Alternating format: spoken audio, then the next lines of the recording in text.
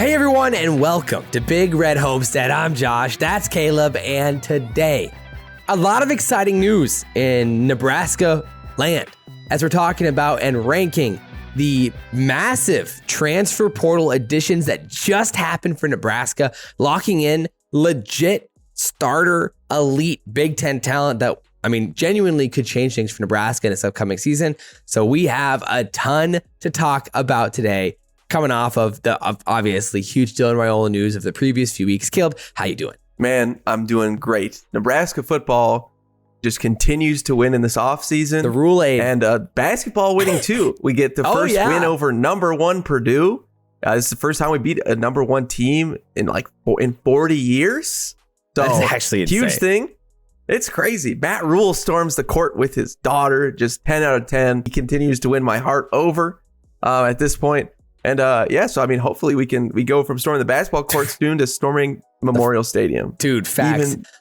If he keeps adding players to the transfer portal at this rate, the love's going to continue because this is insane. Yes. And we just watched all of the film of these players on the Patreon. So head over to Patreon if you want to see it's like an hour-long reaction to all of the highlights of all of these guys. And there's some really, really good names here. So without further ado, we're ranking these guys. So there's 6 additions to the portal at this point. Looking pretty good for Nebraska. So at number 6, we've got Isaiah Neer. Tell me about Isaiah Neer. A Wyoming stud. Under Craig Bull's tutelage at Wyoming. He had a phenomenal season in 2021, 2022. Over 800 yards, 12 touchdowns, 44 receptions. Dude. And you watch the highlights and he's just mossing guys left and right so fast. Half the time when the ball is thrown through the air and the camera gets to him, he has 10 yards of separation on guys. He looks like the real deal. Texas reaches out, gets him, and then before the next season, boom, gets injured. So, I was going to say, why, if it's so good, why is he our number 6 guy, Yes, he has an ACL injury his first year at Texas. And Texas looked at him as like, this is our number 1 wide receiver. This was huge for Sarkisian. With Quinn Ewers, they're like, this is going to be our number 1 dude. Gets hurt. And then we go into this next season, he only plays one snap. So he only has 1 catch. So obviously, the trajectory has been low since the ACL injury, so I think there's a lot of risk factor to Neer, but a lot of upside as well, because if he can get back to what he was. He had a 27% touchdown rate in 2021. Yeah. That's insane. And like you said, he was so lengthy and could go up and get it, and he snatched the ball out of the air. Really impressive. So the upside's there, like you said, but the logic would say is that if he was that world beater still that he was in 2021, he would have played He'd be at Texas at some point in 2023. But maybe he's a post-hype sleeper and ATS needed another year of recovery, and this is going to be the breakout in a new system, and maybe that's what it takes. It's possible, but that's why there's just more question marks here and why Neer is at number 6 and not way higher up the list. Like if we would have got him straight out, if his last year would have been that year at Wyoming, he'd probably be number 1. He'd be number 1 because of how dominant he looked on film. And he still has 2 years of eligibility, still because of the medical waiver. So it is possible we could see him develop here in the receiving room. But like I said, he's a nice addition because he has the upside built in, and we'll see what happens. It's kind of a low risk upside addition to the team. So I definitely like adding Neer there at number 6. At number 5, who do we got? We got Bly Hill, a quarterback from St. Francis, the Red Flash. FCS school. Yeah, man, the Red Flash, big fan. He had a solid year. He was ranked 72 overall on PFF, and his run defensive grade and his tackling grades were both really high in FCS at 84 and 83. And he was a true freshman though, so that's the excitement. That's the key here, right? He played all of last year, true freshman starter in FCS, and had really solid grades in FCS. Yeah, so it was a good snag for us. So again, that's what I'm saying. We have a lot of time with him, and that's what kind of Matt Rhule wants. Breakout corner. He was not scouted going into college. So this could be like one of these Matt Rhule gems. And he's known for it. He was known for it at Temple and Baylor. And so this is one where I get excited, where you look into it and you're like, okay, like, all right, this is exactly what we want to see. He's a little bit undersized on PFF. At least he's listed at 165 pounds, 6'3", 165. So he's lean. But if he is 6'3", then he is lengthy. And so obviously not much film on St. Francis that we could find. But on paper, really interesting. And he's one of these guys where if you see him in the same with Neer and really any of these guys, you're looking for a spring game breakout. And if we see him on the field and looks really good in the spring game, then that's where you're like, holy crap, like this could be the gem. And so for Neer, Hill, and this next one we're about to talk about, I have the spring games circled at this point to see how they perform. So with that said, at number 4, we got running back from Oregon, 4-star recruit Dante Dowdle coming in here. What are your thoughts? Man, again, not a lot of film, but highly recruited by Oregon. Again, another team that's had a great season. He really only got snaps in Portland State. Obviously, Oregon had really run up the score, so all the other guys get to come in. He did as a freshman. He looked good on the runs. Again, the fact that he went to a great school, he is a true freshman with a lot of time left. He obviously probably wasn't happy with the amount of time that he got to play. 17 carries. Yeah. What we love about Matt Rhule is he fed so many players. Like, you will get opportunities on the field. That's what we love. All these guys are probably going to see the field at some point. And that's just what's great about Matt Rhule. He tests you. He finds strengths for everyone. I mean, that's the reason we thought Matt Rhule was such a great coach for us last year. I mean, I think that's the number one reason on my board. He tried everyone. He looked at everything. No stone left unturned for Matt Rhule. And so I think Dowdell was excited. He's quoted saying, "I want to return the roar to Memorial Stadium." For this, that's stuff you love to hear. And yeah, I mean, he was the 194th overall recruit in the 2023 class and then 9th graded RB. So there's upside for sure from the physical talent. And you could see the burst on his carries and the 17 carries that we had in the film that we had on a few of them. I mean, he had burst. He seemed to have pretty good balance. I mean, at this point, how do you see the depth chart playing out? Obviously, Emmett Johnson, Gabe Ervin. Yeah. A lot depends on Irvin's health, right? Right. I mean, another injury, how does that make him look? You hope that he can return to his form. I'd say Emmett Johnson, probably you'd hope that he can have a freshman to sophomore year bounce. He looked really good as a true freshman. I'd say Emmett Johnson is my number 1 running back heading in. Agreed. And then you hope it's Gabe Ervin 2. And then I'd say Dowdle 3 at this point. But if Gabe Ervin doesn't look the same, you could see Dowdle coming into 2. I'd still have Ramir Johnson probably in the 4, in the RB4 zone. Yeah, I mean, it's possible at the beginning it really of the depends year. so much. A lot depends on Ervin. So maybe Ramir's 3, Ervin's 4, but you could see Ervin and Dowdle kind of all 3 of those guys. I feel like Emmett's the guy that the other 3 are going to resolve itself at this point. Going into the next season. Yeah, I mean, Ervin obviously has juice. It's just, can he stay healthy? If he's healthy, he'd be 1.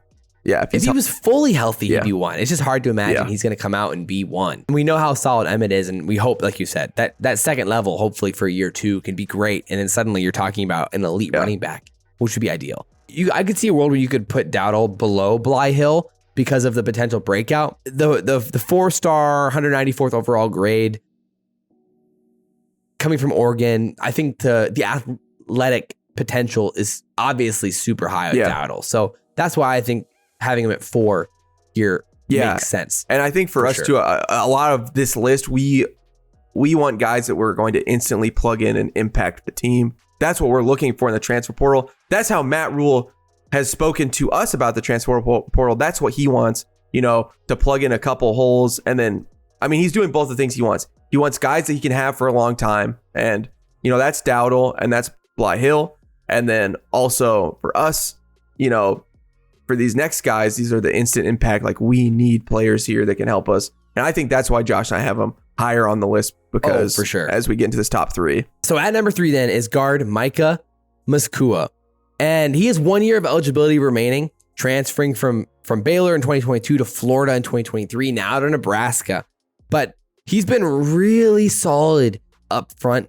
And so this is going to be a really interesting X factor here for how he sees the field and what this offensive line looks like up front for Nebraska. The season grades at Baylor, it was 74. And then at Florida, it was 69. As full-time starters. So that's real solid. As full-time starters. Yeah. So again, 70 is great. We're filling in.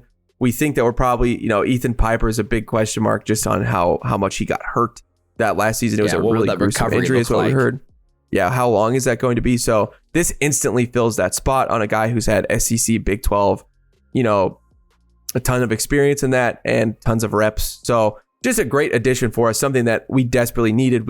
I'd love, again, to get a couple more, I'd love to get a tackle as well, and maybe even another guard or another tackle. But we love having, it's great for Nebraska. This is exactly what the doctor ordered on getting some more offensive linemen that have experience. And I think that's the best difference from last year's transfer portal to this year's transfer portal. Matt Rhule, besides, Jeff Sims, most of the guys didn't have a lot of experience. The guys we were bringing in, they were from big name schools, but they didn't see a lot of playing time. Now we're seeing guys that we can really fill in the gaps with that have had a lot of college football experience that we know are reliable, that can do good things for the team. Yeah, I agree. I mean, it really just comes down to the plug and play nature, right? And so I think that's exactly what he's locking in here. If you had to bet, does he start? Yes. Yeah, I would assume he starts. Yeah, I would agree. Probably. I would give it like a 65% chance he starts. That's solid. Justin Evans-Jenkins can really come along. Now we're into the top two here. And this is where I think both of us are really, really excited. Yes. Coming in at number 2 is hybrid, like utility knife linebacker, Stephan Thompson. Coming from Syracuse, what are your thoughts here on Thompson reuniting with Tony White? Here's a guy who has played in Tony White's in the 3-3-5 system. The learning curve for Stephan Thompson, instant plug and play ability. He knows exactly what he needs to do. And we've seen him in multiple positions. Yes, he is a utility knife. That's what we like about him. He plays on the D line. He can play in coverage. He can play jack. He can play all around the field and fits in well. I think he is a big frame. He is better suited, more in the jack spot. Man, he's a great run stopper. That's what we get just in general, right? Yeah, that's what tackling, matters here. The 3-3-5, the guys that are heads up and football guys that have high IQ, it just looked like it on all the big plays. He just understand at a high level what was going on and was able to react really well. We could see Tony White's team was at its best where, again, in the last game, he's like, I don't want you to coach. I want you to go off the instincts that I've taught you and played with. And that's really what he's wanting. He wants to develop their own IQ. He wants them to be, those great linebackers, those great safeties. They can think for themselves. It's not just that base. And I think that's another guy that we bring here, someone who understands that that's what Tony White wants and will be instant impact for us. He was less effective at pass rush from last season, 2 seasons ago. I was going to say his breakout sophomore year was like legit insane. He had 54 tackles, 23 assisted tackles, and he ended up with 18 hurries that season and 7 sacks. So he was all over, or 28 total pressures. So he was all over the field in 2021. He started as a true freshman as well. He ended up as a starter true freshman in 2020. Then 2021, he broke out. 2022, he got hurt. And then 2023 was good, but not nearly as good as 2021. So the hope would be is that your 2023 was the get back into rhythm year. And again, he still had a 76 overall grade on PFF. Yeah, that's a legit starter. Yes. A legit starter. But if you can get to that next level here in this system with Tony White, then suddenly you're talking about an all Big Ten type of potential player, which I think that is possible with his build, his experience, and getting into a Tony White system that seems to fit his play style better than what Syracuse was trying. I mean, he was all over the field for Syracuse and didn't feel like there was a natural fit in that system. Yeah, and I feel like his body type being more of a D-end style player. Put on weight. He put on weight. I think this fits the Big Ten better than it fit the ACC. And I think that his style will really match and complement our team and our defensive line really well as another physical presence, great at run stop. I mean, this continues to guarantee Nebraska will be elite in the run stop next year. That's just another great addition on the edge, in the jack. We'll be able to play him in a few different spots to really cause some chaos. And we saw what he could do in 2021 with the blitz, and even some in this last year as well. There's a lot of excitement for him. And I think, again, he will instantly impact the team and will fit in a variety of different ways. Yeah, I was going to say, but how do you feel like he is going to fit in? I mean, we're losing Reimer and Henrich. We're sitting there with Mekhi Beyer, Javen Wright, John Bullock, and then the other Jack guys. But really, there aren't that many other guys there. So what are your thoughts on which position do you think he sees the most time? I think Jack, because I think you want to have him more towards the line of scrimmage. Again, he is havoc to those tackles because he's faster and also great on the run stop. But I can also see middle linebacker. That's where he played a lot last year at Syracuse. And he can also a great run stop guy who can blitz. I think he'll be a problem at either of those spots. Yeah, and he was good in coverage. Surprising for how big he was. Yeah, he's listed at 248, so he's up there.